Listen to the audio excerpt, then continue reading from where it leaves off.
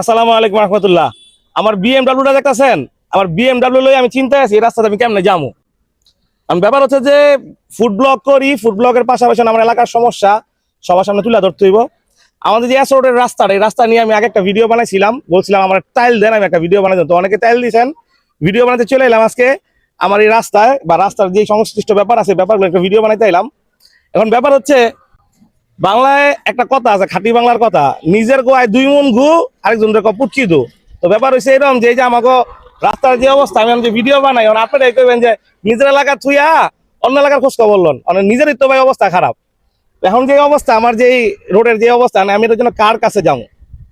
আমি video post করছি, আপনারা মানে বিশাল কমেন্টস বক্সে দুনিয়ার কথা লেখছেন।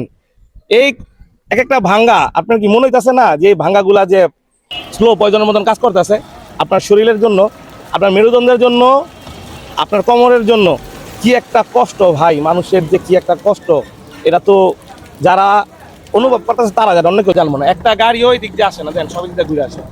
আর দ্বিতীয় ব্যাপার হচ্ছে এই বাম দিকে, হাতের বাম দিকে যে গাড়িগুলো রাখা থাকে, এখন এই গাড়িগুলো কই রাখবে? যে পরিমাণ টার্মিনালের জায়গা আছে এই জায়গাতে তো এই গাড়িগুলো জায়গা হয় না, তারা গাড়িটা কই রাখবে? তাদেরও ব্যাপার আছে যে কই রাখবে। এখন ব্যাপার হচ্ছে যে রাস্তা তো প্রশস্ত কম না, কিন্তু চলাচলের জন্য দেখেন রাস্তা কিন্তু অল্প, চলাচলের জন্য রাস্তা অল্প। তো এখন এই ব্যাপারগুলো, এই সমস্যাগুলা কার কাছে দাবি জানাবো?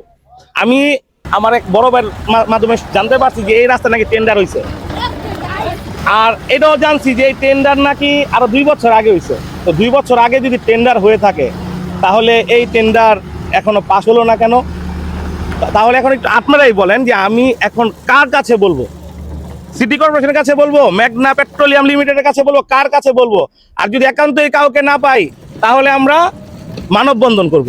আপনাকে মানববন্ধন করতে ইচ্ছুক থাকেন আমার সাথে, আমি আছি আপনাদের সাথে। আমি আছি বলতে কি, আমি তো আপনাদের সন্তান।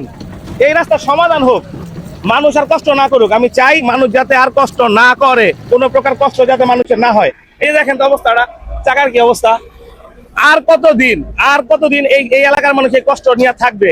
এখন আপনারাই বলে দেন সমাধান কোথায়? সমাধান যদি আমার করতে হয় তাহলে রাস্তায় নামতে হবে। এই রাস্তার সমাধান রাস্তায় করব।